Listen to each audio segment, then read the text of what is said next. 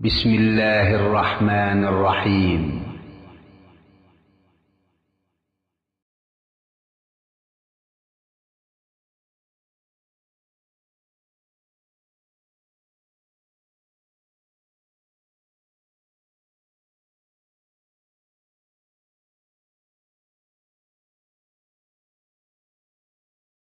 السلام علیکم. اعوذ باللہ من الشیطان الرجیم. بسم اللہ الرحمن الرحیم. اب قرآن جو شروع ہوتا ہے یہ الحمدللہ رب العالمین سے شروع ہوتا ہے. کہنے کو یہ 6 یا 7 آیتیں، لیکن پوری قرآن کی تعلیم اس کے اندر حاصل ہے، اور ایک انسان کو نیک بننے کے لیے، نیکی طلب کرنے کے لیے جتنی باتوں کی ضرورت ہے وہ سب باتیں اس کے اندر بتا دی گئی. اسی لیے کہا جاتا ہے کہ یہ سورت، ایک تو یہ کہ یہ قرآن کی اصل ہے، قرآن کی ماں ہے، کہتے اس کو ام القرآن. یہ قرآن کی اصل ہے. مکے میں بھی نازل ہوئی، مدینے میں بھی نازل ہوئی، سب سے پہلے بھی نازل ہوئی اور اس کے بعد بھی نازل ہوئی. بہت سی باتیں ہیں اس سلسلے میں. تو اس صورت میں چھوٹی چھوٹی آیتیں ہیں، تو بسم اللہ ہی سے آپ سمجھ لیجئے، کیونکہ اکثر لوگوں کے پاس بسم اللہ بھی اس صورت کی ایک آیت ہے. تو بسم اللہ الرحمن الرحیم کے بعد آپ پڑھتے ہیں الحمدللہ رب العالمین. تو یہی طریقہ ہے. اور کہ تعریف، ہم دنیا میں جو شخص بھی ہمارے لیے کچھ کرتا ہے اس کی ہم تعریف کرتے ہیں، اور کرنا چاہیے، اس کا شکریہ ادا کرنا چاہیے. لیکن جس نے ہمیں پیدا کیا، جس نے ہمیں زندگی دی، اور جس نے ہمیں انسان بنایا، اور انسان کے بعد ہمیں مسلمان بنایا. انسان تو اس دنیا کے اندر سینکڑوں کروڑ، لیکن اللہ تعالیٰ نے ہمیں مسلمان بنایا. یہ اس کا بہت بڑا شکر ہے، یہ اس کا بہت بڑا احسان ہے. کیونکہ اگر ہم مسلمان نہیں ہوتے تو ہمارا سر پتہ نہیں کس کس کے آگے جھکتا تھا. ہماری ایک چیز بھی صحیح نہیں ہوتی تھی، ہمارا دل بھی صحیح نہیں ہوتا، ہمارا دماغ بھی صحیح نہیں ہوتا، ہمارے کپڑے بھی گندے ہوتے، جسم بھی گندا ہوتا، خیالات بھی گندے ہوتے، سب کچھ گندا ہوتا، اخلاق بھی اور عقیدہ بھی سب کچھ گندا ہوتا. تو مسلمان ہونا یہ اللہ تعالیٰ کا بہت بڑا احسان ہے. خود اللہ تعالیٰ نے بتایا الحمدللہ الذی ہدانا لہذا وما کنا لنہتدی لولا ان ہدانا اللہ. تو جب ایک انسان کا یہ معمول ہے کہ جس نے اس کے ساتھ تھوڑی بھی نیکی کی، احسان کیا، اسے ہم شکریہ ادا کرتے ہیں اور اس کی تعریف کرتے ہیں. تو یہاں اللہ تعالیٰ فرماتا ہے الحمدللہ، ہر قسم کی تعریف اس اللہ کی. تو تمام جہانوں کا پالنے والا ہے رب العالمین. رب کا لفظ ایسا ہے، کہنے والے کہتے ہیں کہ دنیا کی کسی زبان میں اس کا ترجمہ نہیں کیا جا سکتا. رب وہ ہے جو ماں کے پیٹ سے بچے کی حفاظت کرتا ہے، اس کی پرورش کرتا ہے، اور اس کے غذا کا انتظام کرتا ہے. سب کچھ جو کرتا ہے اس کو رب کہتے ہیں. الرحمن الرحیم. دنیا کے اندر آپ رحم کے بہت نمونے دیکھتے ہیں، رحم کے بہت مظہر آپ دیکھتے ہیں، مظاہرے آپ دیکھتے ہیں. لیکن کیا ہے، دیکھیے، باپ بیٹے سے ناراض ہوتا ہے، گھر سے نکال دیتا ہے. ٹیچر جو ہے طالب علم کو نکال دیتا ہے، مالک نوکر کو کیا کیا ہوتا ہے اس دنیا کے اندر آپ دیکھتے ہیں. لیکن پھر بھی آپ اس دنیا میں رحم ہے کہتے ہیں. لیکن وہ ہمارا پروردگار جس نے ہمیں پیدا کیا، ہم اس کی کس کس طریقے سے نافرمانی کرتے ہیں اس دنیا میں.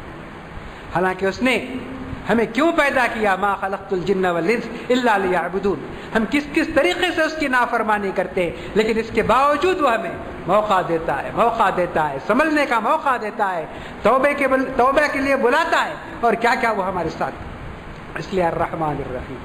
اور تیسری بات جو بتائی گئی، مالک یوم الدین کہا گیا کہ انسان کا ایمان قیامت پر ہونا چاہیے. ہر انسان قیامت کے روز زندہ کر کے اٹھایا جائے گا اور اپنے رب کے سامنے اسے زندگی کا حساب دینا ہو. تو یہ 3 آیتوں میں کیا تصور آیا آپ دیکھیے. تعریف کے لائق کس کی ذات ہے، اور رحمان اور رحیم کون ہے، اور مالک یوم. اس کے بعد یہ جان لینے کے بعد ہمارے دل میں اس کا تصور آ گیا، اس کا ایمان ہمارے دلوں میں پیدا ہو گیا. اب ہمیں یہ اقرار کرنا ہے، یہ معاہدہ ہے، ایگریمنٹ ہے، ایاک نعبد و ایاک نستعین. تیری ہی ہم عبادت کریں گے.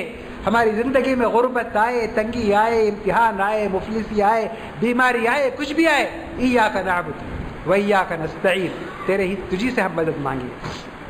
اہدنا الصراط المستقیم. تیری عبادت کے صحیح راستے ہمیں بتا، کیونکہ سب لوگ عبادت ہی کرتے ہیں اور عبادت ہی کہتے ہیں، لیکن عبادت کا طریقہ جب تک رسول اللہ صلی اللہ علیہ وسلم کا بتایا ہوا نہیں ہوگا وہ عبادت مقبول نہیں ہوگی اللہ تعالیٰ کے پاس۔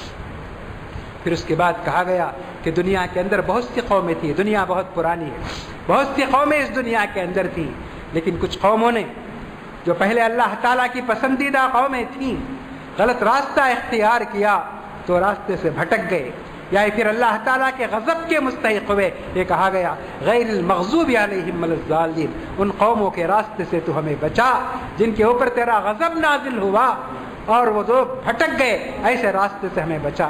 تو ایک چھوٹی صورت ہے، اس کی تفسیر اگر ہم کرنا چاہیں تو یہی ایک مہینے تک چل سکتی ہے، لیکن ساری باتیں آپ کے سامنے نہیں بتائی جا سکتی، اس لیے اشارے میں یہ سب بتایا گیا۔ آپ ان کو جس قدر پھیلانا چاہے پھیلا سکتے ہیں کہ اس صورت میں ساری باتیں بتا دی گئی، ایک مسلمان کا عقیدہ کیا ہونا چاہیے اللہ تعالیٰ کے تعلق سے، اور ایک مسلمان کا راستہ کیا ہونا چاہیے، اور ایک مسلمان کا عمل کیا ہونا چاہیے، اور مسلمان کو مانگنا کیا چاہیے، اور مسلمان کو کس چیز سے پناہ مانگنا چاہیے۔ یہ سورہ فاتحہ ہے، اس کی بڑی اہمیت ہے، اس کی بڑی فضیلت ہے، ہر سورت کے اندر یہ پڑھی جاتی ہے، ہر نماز کے اندر یہ سورت پڑھی جاتی ہے۔ صاف فرمایا اللہ کے رسول صلی اللہ علیہ وسلم نے جو شخص سورہ فاتحہ نہیں پڑھتا ہے اس کی نماز نہیں ہوتی، یہ فرمایا۔ تو ہمیں ان سب چیزوں کا خیال رکھ کے، جیسا کہ میں نے بتایا عبادت کے بے شمار طریقے ہیں، ہر مذہب کا آدمی عبادت ہی کہتا ہے، پوجا عبادت ہی کا معنی ہے ہندی میں پوجا کا، سب پوجا کرتے ہیں، لیکن عبادت وہی ہے جو اللہ کے رسول کی بتائی ہوئی ہو اور اللہ کے رسول کے طریقے پر ہو، اسی کو عبادت کہیں گے۔ تو وہی طریقہ قرآن نے بھی بتایا اور رسول اللہ صلی اللہ علیہ وسلم نے اپنی 23 سال کی زندگی میں پریکٹس کے ذریعے، عمل کے ذریعے بتایا کہ عبادت کیسے کرنی چاہیے، اللہ تعالیٰ کو کیسے یہ راضی کرنا چاہیے، اور اللہ تعالیٰ کے غضب سے کیسے محفوظ رہنا چاہیے۔ تو میرے بزرگوں، 11 مہینے ہمارے غفلت میں گزرتے ہیں، نہیں گزرنا چاہیے۔ تو رمضان کا مہینہ نہیں آتا تو سمجھیے ہمارے غفلت کو زنگ لگ جاتا، پھر ہم غفلت سے جاگتے نہیں، بیدار نہیں ہوتے۔ لیکن یہ رمضان کا مہینہ آتا ہے تو سروس اسٹیشن کی طرح ہمارے جو آزاد زنگ لگ چکا ہے ان کا زنگ دور کرتا ہے۔ تو یہ مہینہ ہمیں بہت کچھ سکھانے کے لیے آتا ہے۔ الصوم مدرسۃ، میرے عزیز بچے اتنا یاد رکھ لیں کہ روزہ سحری اور افطار کا نام نہیں ہے، یہ روزہ ہمیں بہت کچھ سکھانے کے لیے آتا ہے۔ جھوٹ چھوڑنا، لڑائی چھوڑنا، چغلی چھوڑنا، غیبت چھوڑنا، ورنہ صرف کھانا چھوڑنے کا نہ، ورنہ ڈاکٹر بھی چھوڑاتا ہے کھانا، ڈاکٹر بھی چھوڑا دیتا ہے، آپ 12 گھنٹے مت کھاؤ، 24 گھنٹے مت کھاؤ، تو اس کو روزہ نہیں کہیں گے۔ روزہ یہ عبادت ہے، یہ عبادت اسی وقت ہے جب اس کے سارے لوازمات کی آپ پابندی کریں گے۔ تو ہمارے بچے بہت شوق سے سحری کھاتے ہیں، افطار کرتے ہیں، اور سحری کے بغیر بھی روزے کے لیے تیار ہو جاتے ہیں، لیکن ان کو جب کھانا اور پانی انہوں نے چھوڑ دیا تو ان کو ان چیزوں کو بھی چھوڑنا چاہیے۔ دیکھیے، جھوٹ کو چھوڑنا چاہیے، غیبت کو چھوڑنا چاہیے، لڑائی جھگڑے کو چھوڑنا چاہیے۔ ان سب کے ساتھ اگر وہ روزہ رکھیں گے تو بہت مقبول ہوگا اور ان کی دعائیں اللہ تعالیٰ ہمیشہ سنے گا۔ میں اللہ تبارک و تعالیٰ سے دعا کرتا ہوں کہ اللہ تعالیٰ ہم سب کو اور دنیا کے تمام مسلمان کو رمضان کی تمام سعادتوں اور برکتوں سے مالا مال فرمائے، اور ہمیں ہمارے گناہوں سے نکال کر ہمیں نیکی اور سچائی کی طرف لائے، اور سب کو نیک اور پاک بنائے، اور ہماری کھوئی ہوئی عزت اور ہمارا کھویا ہوا مقام اللہ تعالیٰ پھر ہمیں نصیب فرمائے۔ والسلام علیکم ورحمۃ اللہ وبرکاتہ۔